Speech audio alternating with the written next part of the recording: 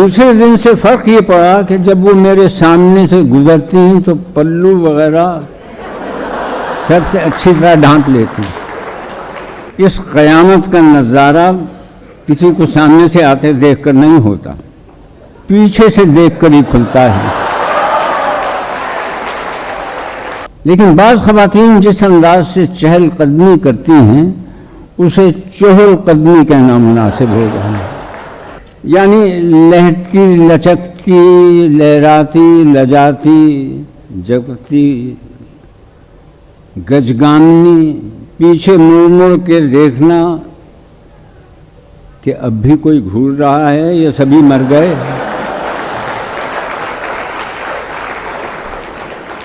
میری چال کے انداز رفتار اور وقار کا انحصار کلیتاً اس پر ہوتا ہے کہ کتوں کے کمانڈوز کیسے رزمیہ کورس کی تال پر کس رفتار سے میرے پیچھے آ رہے ہیں۔ گلا پھاڑیں گے ہمدردی میں ان کی، کہیں گے ووٹ دو اللہ شافی۔ نام پانے کا علاوہ نام کے مورے بنا کے لوگوں کو بساط عرض پہ شطرنج کھیل سکتے ہیں،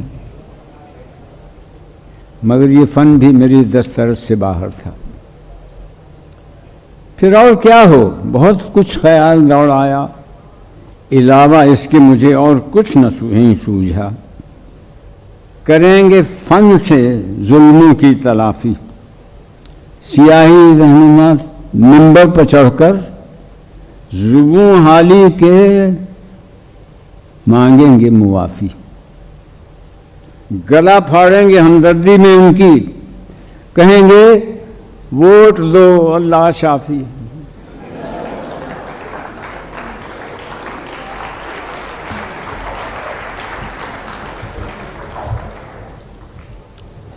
جناب مشتاق احمد یوسفی، میں طلوع آفتاب سے کچھ دیر پہلے سی ویو کمپلیکس کے سامنے ساحل سمندر پر چہل قدمی یعنی جسے انگریز کانسٹیٹیوشنل کہتے ہیں جاتا ہوں۔ چہل قدمی یعنی 40 قدم، جس سے یہاں میری مراد 4 میل ہیں۔ لیکن بعض خواتین جس انداز سے چہل قدمی کرتی ہیں اسے چہل قدمی کہنا مناسب ہوگا۔ مرزا عبد الودود کہتے ہیں کہ چال کی خوبی سے ہی چال چلن کی خرابی کا اندازہ کیا جا سکتا ہے۔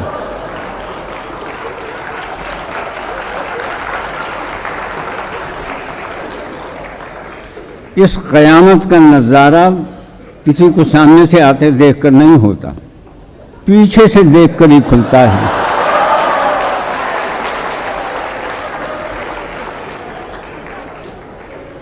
چال کی چاپ اور چھاپ کیسی ہے، ایک خوبی ہو تو بیان کریں۔ لٹک مٹک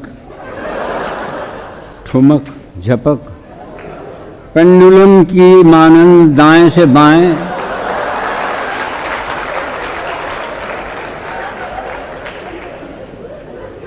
اس طریقے سے رگل کرنا اور دائیں بائیں لہرا کے چلنا خرام ناز کے قیامت ڈھانے کے انگنت انداز ہیں۔ یعنی لہتی لچکتی لہراتی لجاتی جگتی گجگامنی، پیچھے مڑ مڑ کے دیکھنا کہ اب بھی کوئی گھور رہا ہے یا سبھی مر گئے۔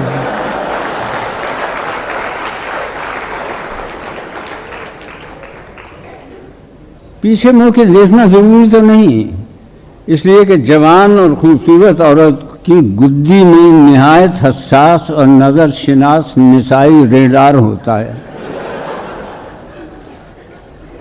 اسے صاف نظر آتا ہے کہ پیچھے کون کیسی نظر سے چلا آ رہا ہے۔ نذیر اکبر آبادی نے کیا خوب کہا ہے کہ آگا بھی کھل رہا ہے پیچھا بھی کھل رہا ہے، یہاں یوں بھی واہ واہ ہے اور وہ بھی واہ واہ ہے۔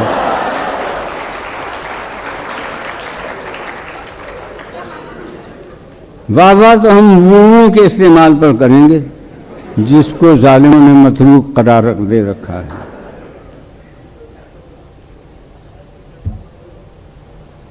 ہم تو سیدھے صبح واک کرنے جاتے ہیں. افسوس یہ ہے کہ واکنگ کا کوئی موضوع اور ڈھنگ کا مترادف کم از کم میری قلمی دسترس سے باہر ہے. ٹہلنا کے معنی علمی لغت مؤلفہ وارث سرہندی میں آہستہ آہستہ تفریح کے واسطے پھرنا کہا جاتا ہے. 22 جلدوں پر مشتمل اردو لغت مرتبہ اردو بورڈ میں ٹہلنے کی معنی آہستہ آہستہ چلنا اور مٹر گشت کرنا درج ہیں، اور سند میں یہ معتبر عبارت نقل ہے کہ استنجا کرتے ہوئے ٹہلتے اور کھلے بازاروں میں چکر لگاتے پھرتے رہنا.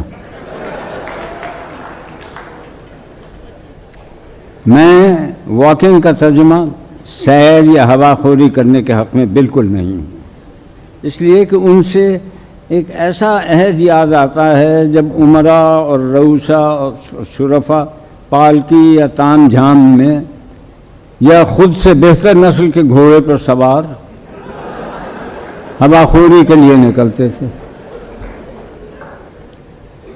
ہوا خوری کی اس لیے اور ہوا خور کی اصطلاح مجھے اس لیے بھی نہیں بھاتی کہ ایک دم ذہن میں خوری اور خور کی دوسری صورتوں اور قسموں کی طرف جاتا ہے، اور سب کے سب واحیات ہیں. مثلا رشوت خوری، چغل خوری، آدم خوری، شراب خوری، سود خوری، مردار خور. حلال خور کا تذکرہ میں نے قصداً نہیں کیا، اس لیے کہ اس سے مراد ایک بہت ہی محنتی، تابع دار اور مسکین قسم کے طبقہ ہے، یعنی مہتر اور بھنگی. کبھی آپ نے غور کیا ہے کہ ہمارے ہاں کسی اور پروفیشنل یعنی پیشہ ور کو حلال خور یعنی حق حلال کی روزی کمانے والا نہیں کہتے؟ واہ، کیا بات دھیان میں آئی. میری چال کے انداز رفتار اور وقار کا انحصار کلیتاً اس پر ہوتا ہے کہ کتوں کے کمانڈوز کیسے رزمیہ کورس کی تال پر کس رفتار سے میرے پیچھے آ رہے ہیں. مگر کہنا پڑتا ہے کہ یہ کتے بہت ہی تمیزدار ہیں.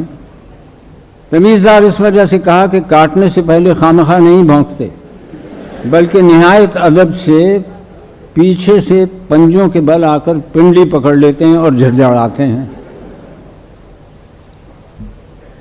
ایک گدلی دھندلی صبح کا ذکر ہے کہ ایک خاتون میں جن سے میرا تعارف نہیں تھا اچانک مجھے آتے آگے سے روکا اور بولی، سر یہ آپ سن رائز سے گھنٹوں پہلے سن گلاسز لگا کے کیوں آتے ہیں؟ میں ہکا بکا رہ گیا، کوئی جواب بننا پڑا. 3 دن کے بعد انہوں نے مجھے پھر روکا اور وہی سوال دہرایا، مگر اب کی بار سر نہیں کہا. آپ سن رائز سے پہلے ڈارک گلاسز کیوں لگا کے آتے ہیں؟ اب کی بار میرا حیاء ذرا کھل گیا تھا. میں ڈارک گلاسز اتار کر جواب دیا، جو آپ سمجھ رہے ہیں وہ ٹھیک ہے.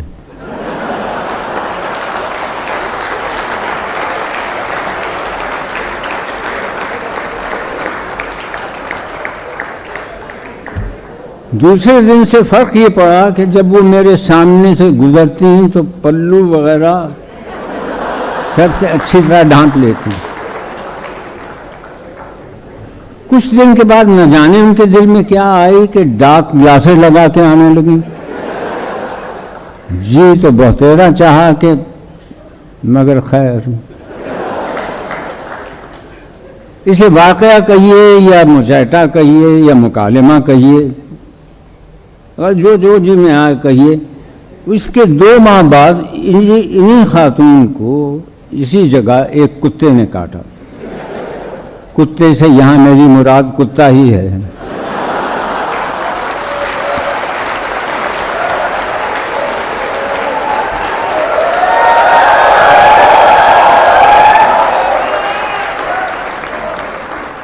तमाशाइयों की भीड़ लग गई। मैं उन्हें अपनी कार में घर छोड़ने गया।